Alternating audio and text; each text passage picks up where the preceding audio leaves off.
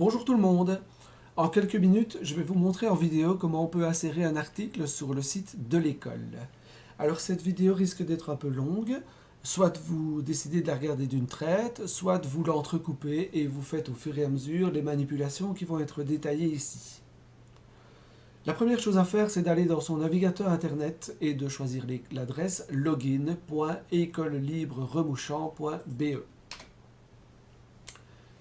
Cela va vous mener à la page du site de l'école par laquelle vous pouvez vous connecter. Pour cela, il faut encoder son identifiant, il faut encoder le mot de passe que vous vous êtes défini lors de la création de votre identifiant. On peut cocher l'option « Se rappeler de moi » qui vous évitera la prochaine fois de devoir retaper toutes ces informations. Et vous pouvez cliquer donc sur « Connexion ». Vous voyez que la page de l'école apparaît. Est venu ici l'onglet « Ajouter un article ». Vous cliquez dessus et vous allez vous retrouver à la page qui vous permet d'éditer votre article. Sur cette page, 5 onglets : Contenu, Images et liens, Publication, Langue et Métadonnées. Nous n'allons utiliser que les 3 premiers onglets. Le premier, contenu, va vous permettre de définir tout le contenu de votre page, de votre article, à commencer par le titre. Vous choisissez le titre que vous souhaitez. L'alias, vous ne vous en occupez pas, ça sera généré automatiquement. C'est grâce à l'alias que le site va créer une adresse pour permettre aux visiteurs d'accéder à votre page.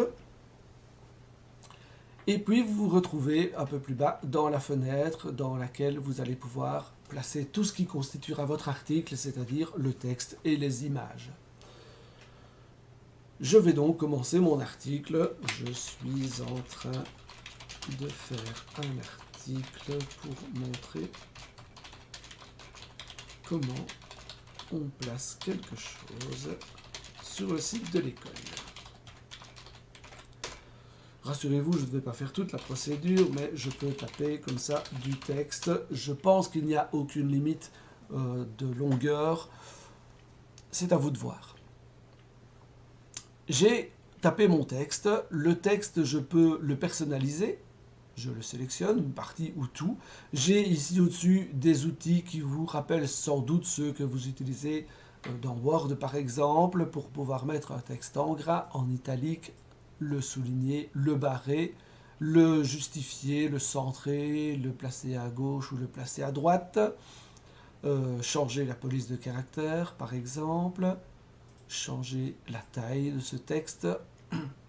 Vous pouvez le couper, le copier, le coller, le décaler un petit peu, faire des listes à puce avec des lettres, avec des signes, mettre tout en indice, en exposant, tout en majuscule. Voilà, il y a plusieurs manipulations. Vous pouvez évidemment revenir aussi en arrière avec le bouton « Annuler » qui vous permet d'annuler toutes les manipulations que vous avez faites ou de les refaire si vous avez annulé de trop. Évidemment, votre article pourrait être un peu long et s'il apparaît en intégralité dans la page d'accueil, ça risque de faire une page d'accueil un peu difficile à parcourir. Donc vous pouvez décider de réserver une partie de cet article comme introduction et de garder la suite de l'article pour les visiteurs qui auraient vraiment envie de lire l'intégralité de votre article. Par exemple, pour moi, je suis en train de faire un article pour montrer comment on place quelque chose sur le site de l'école. Pourrait être mon introduction. Je considère que ça résume bien mon article, que ça donne suffisamment envie aux gens de venir voir. Et donc, juste après, je vais cliquer sur l'icône Insert Read More qui vous permet de définir une partie du texte qui ne sera visible que sur la page d'accueil et de définir la suite de l'article qui sera visible pour tous les visiteurs qui décideront d'y aller. Cette barre n'apparaîtra pas dans votre article, elle vous indique juste où vous avez décidé de placer l'introduction de votre article. Vous pouvez aussi ajouter des images dans votre article. Pour ça, je vais placer mon curseur là où je voudrais que mes images apparaissent et je vais cliquer sur Insert, Edit Image, l'avant-dernière icône. J'arrive sur une fenêtre qui vous permet d'accéder à tous les dossiers dans lesquels ont été rangées les photos qui illustrent déjà les articles qui ont déjà été publiés. Pour l'instant, honnêtement, c'est le bordel. C'est un fouillis sans nom et donc tout le monde a un petit peu mis logiquement ses photos dans ces dossiers mais sans avoir vraiment d'ordre. Ça devient un petit peu compliqué après quelques années d'utilisation du site, donc on a décidé de faire une stratégie qui permettra, on l'espère, d'avoir des dossiers mieux rangés, plus accessibles, plus faciles pour s'y retrouver. Pour ça, dans la liste des dossiers, on va cliquer sur Sajo, sur Photo, sur l'année en cours, sur le mois en cours, et vous avez la liste des dossiers qui ont déjà été créés pour le mois qui nous occupe, c'est-à-dire novembre de l'année 2020-2021. Je n'ai pas encore de dossier pour mon article, je vais donc en créer un. Pour ça, je vais cliquer sur New Folder et je vais définir le nom de mon dossier. Le mieux est quand même de définir un nom, pas trop long, mais en rapport avec le titre de votre article, ce sera beaucoup plus facile aussi pour vous de le retrouver et pour tout le monde de s'y retrouver. Donc je vais l'appeler Tuto. Il apparaît donc maintenant dans la liste, je clique dessus, il est forcément vide, je n'y ai pas encore placé la moindre photo. Pour placer les photos, je vais cliquer sur Upload. Une nouvelle fenêtre apparaît, je choisis Browse, ce qui va me permettre d'accéder à tous les dossiers de mon ordinateur, de ma clé USB par exemple. Je vais chercher le dossier dans lequel j'ai mis mes photos. Je vais sélectionner mes photos et je clique sur Ouvrir. La liste des photos apparaît ici. Je peux donc maintenant cliquer sur Upload. Cette petite bande bleue qui apparaît, qui va s'arrêter à 100%, montre que les photos sont en train d'être chargées. Une fois que toutes les photos sont chargées, vous venez de le voir, la page, la fenêtre a disparu et vous avez la liste de vos images. La liste de vos images, vous pouvez choisir de les sélectionner toutes, vous pouvez les désélectionner manuellement, les resélectionner.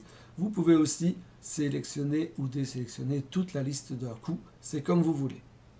Par contre, ce n'est pas encore prêt à être inséré dans l'article parce que les fenêtres ici, les bandes sont totalement vides. Rassurez-vous, ce n'est pas vous qui allez devoir encoder des choses, mais dès que je vais cliquer sur une photo, toutes les infos apparaissent, la photo est donc prête à être insérée sur l'article. Je voudrais aller sélectionner toutes mes photos, sauf la dernière. Je vais donc les sélectionner, je clique sur Insert. Et vous voyez que toutes les photos apparaissent ici, les unes à côté des autres, dans une taille qui me paraît raisonnable, ni trop grande, ni trop petite.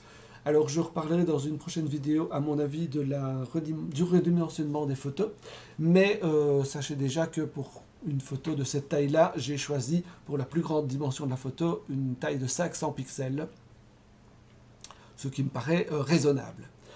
Les photos, vous voyez peut-être le curseur ici, je peux aussi les séparer en faisant quelques espaces, je peux aussi les envoyer à la ligne, je peux toutes les mettre à la ligne, je peux les centrer, je peux ajouter du texte après une photo ou sous une photo, je peux encore faire ce que je veux dans mon article. Voilà, j'ai du texte, j'ai des photos. Je viens de me relire, je trouve que mon article est sympa, qu'il est bien complet, bien clair, je n'ai pas laissé de faute d'orthographe, et donc je peux passer à la suite. Je vais donc maintenant dans Images et liens. Ici, beaucoup de fonctions, mais j'en utilise qu'une, la première, image d'intro. Je vous ai parlé tout à l'heure de la phrase ou des phrases qui vont constituer l'introduction de votre article dans la page d'accueil. Vous pouvez aussi définir une image qui accompagnera cette introduction. Si vous laissez ça vide, le texte apparaîtra seul, mais vous pouvez aussi sélectionner une image. Comme tout à l'heure, vous vous retrouvez dans une fenêtre pratiquement semblable où vous avez la liste des dossiers. Je vais donc retourner dans mon dossier, Sajo, photo 2020-2021. Je suis au mois de novembre, c'était dans le dossier tuto. Et j'avais défini une photo de couverture. Ce n'est pas obligatoire, je peux choisir une des photos qui seront dans l'article. J'ai juste choisi une photo de couverture plus petite parce que sur la page d'accueil, il n'y a pas besoin que les photos soient aussi grandes. C'est juste pour illustrer un petit peu l'aperçu qu'on donne à la page d'accueil. Je vais insérer, la photo n'apparaît pas, mais je peux vérifier en regardant son nom que c'est bien la bonne photo. classe de mer, couverture, c'est bien celle-là que je voulais. Je suis donc au clair avec ma photo d'accueil. Je vais ensuite dans publication. Dans publication, je vais commencer par catégoriser mon article.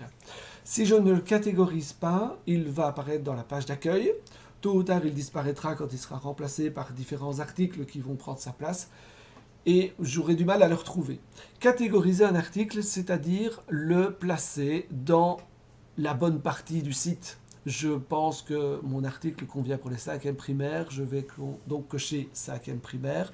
Et dans les news, je pourrai aller dans 5e année et retrouver cet article facilement.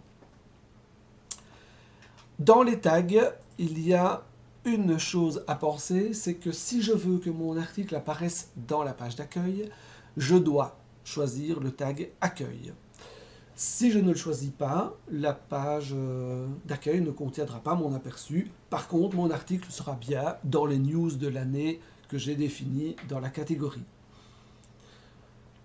Je peux aussi ajouter d'autres tags qui permettraient, lors d'une recherche sur un moteur de recherche, de mieux référencer notre article. Ce n'est absolument pas obligatoire. Je peux dire que c'est un tuto. Je peux dire site, article, voilà. Je peux mettre plusieurs choses comme tag. Les notes de version, alias de l'auteur, je n'ai jamais touché à ça. Statut et en vedette, je n'ai jamais touché à ça non plus. Le début de la publication, par contre, peut être utile. Si vous ne mettez rien, ça va être publié au moment où vous cliquez sur sauvegarder, pas de souci. Par contre, vous pourriez aujourd'hui, 25 novembre, décider de faire un article sur la rentrée des classes, par exemple, parce que vous n'avez pas encore eu le temps de le faire. Ce serait bien qu'il soit publié le 1er septembre, et donc je peux aller choisir la date du 1er septembre pour définir la date de publication. Je pourrais aussi, mais ça je ne l'ai jamais fait, donc je suppose que je peux dire, voilà, je voudrais faire un article le 6 décembre pour souhaiter une bonne Saint-Nicolas à tous les enfants, et j'imagine, puisque je l'ai défini au 6 décembre, que c'est à ce moment-là que l'article sera visible pour les visiteurs du site. Si je ne mets rien du tout, l'article sera publié au moment où j'écris l'article. Fin de publication, je ne l'ai jamais fait non plus, mais j'imagine que par exemple on vend des lasagnes, des sacs ou quoi que ce soit d'autre. Le bon de commande est à rendre pour le 28 novembre. Le 29 novembre, le bon de commande n'est plus accessible, l'article disparaît du site. C'est sans doute à ça que sert cette fonction fin de publication. A priori, tous les articles qu'on va publier sont destinés à rester tout le temps, ou on les enlèvera manuellement si c'est nécessaire. Accès public, je n'ai jamais rien fait là-dessus. J'ai fait tout ce que je devais pour placer mon article sur le site. Il me reste maintenant une chose importante à faire, c'est le sauvegarder. Si vous ne sauvegardez pas et que c'est la première fois que vous publiez cet article, en quittant la page sur laquelle vous êtes maintenant, vous allez perdre votre article. Si vous aviez déjà sauvegardé l'article précédemment, mais que vous avez constaté des erreurs, et que vous voulez les corriger, mais que vous oubliez de sauvegarder avant de quitter la page, l'article va être verrouillé. Ça veut dire que les visiteurs pourront le voir dans sa version peut-être corrigée si vous l'aviez fini, peut-être dans sa version incomplète s'il n'était pas terminé, mais que plus personne ne saura accéder à cet article pour le modifier, par exemple. Il sera verrouillé. Même vous, en tant qu'auteur, vous n'arriverez plus à y accéder. Alors, rien de grave, évidemment, il y a un moyen très simple de le débloquer. L'ennui, c'est que ça doit être fait par l'administrateur du site, et donc vous n'avez aucun pouvoir là-dessus. L'administrateur du site n'est pas forcément compliqué à trouver, puisque c'est moi, mais imaginez... vous êtes un peu comme moi, les spécialistes de la dernière minute ou du travail en soirée, il est 21h53, vous vous rendez compte que votre article est verrouillé, vous aviez envie de le continuer et c'est bloqué. Difficile de contacter l'administrateur et donc vous êtes au moins jusqu'au lendemain bloqué avec votre article verrouillé et qui apparaît en version incomplète, peut-être incorrecte dans la page d'accueil et dans le site. Donc voilà, sauvegarder, c'est une obligation, je vais donc le faire directement. J'arrive ensuite dans la page d'accueil de l'école.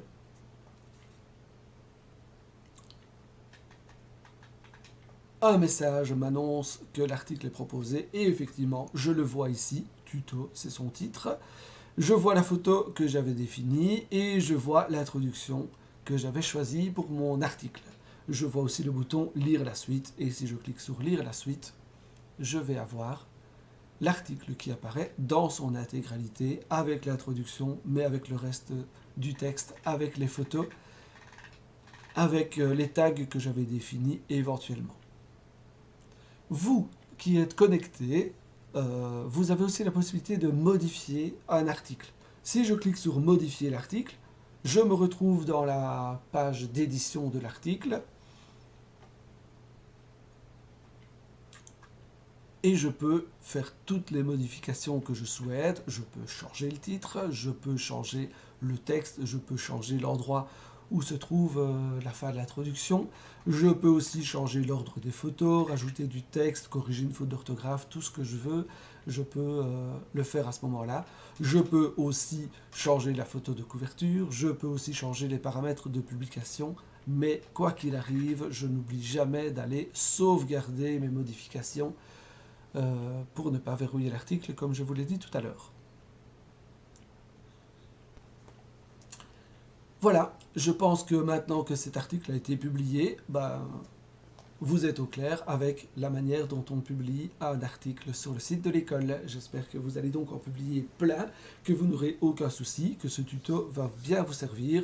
Mais si par contre quelque chose ne vous paraissait pas clair ou pas complet ou encore un peu flou, n'hésitez pas à m'appeler et on en discute ensemble pour régler le maximum de problèmes. À bientôt!